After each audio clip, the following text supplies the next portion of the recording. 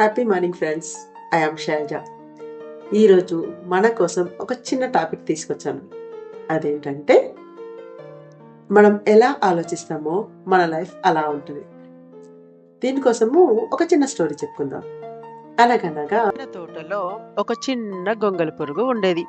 అది ఆకుల మీద నెమ్మదిగా పాకుతూ తన రూపం బాలేదని చాలా బాధపడుతూ ఉండేది. పక్షులు, తుమ్మెదలు ఎగురుతూ ఉంటే నేనింత చండాలంగా ఎందుకు ఉన్నానని ఎంతో బాధగా కూర్చునేది.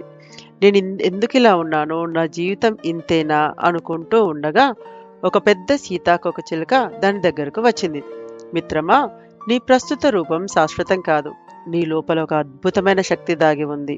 ఓపిక పట్టు, విశ్వాసాన్ని కోల్పోకు అని చెప్పింది. కొన్ని రోజులకు ఆ గొంగళి పురుగు తన చుట్టూ ఒక గూడు అల్లుకుంది. చీకటితో నిండిన ఆ గూడులో ఉండడం చాలా కష్టంగా అనిపించింది.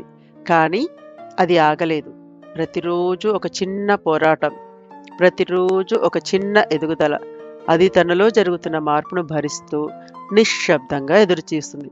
చివరికి ఆ రోజు వచ్చింది. గూడును చీల్చుకుని బయటకు రావడానికి అది బలంగా పోరాడింది. ఆ కష్టాన్ని తట్టుకొని బయటకు రాగానే ఇప్పుడు అది గొంగలి పురుగు కాదు, రంగురంగుల రెక్కలతో అందమైన సీతాకోకచిలుక స్వేచ్ఛగా ఆకాశంలో ఎగురుతూ తన గమ్యాన్ని చేరుకుంది.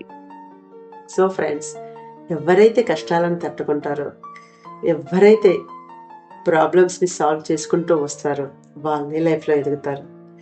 So always think positive, live happy. Thank you.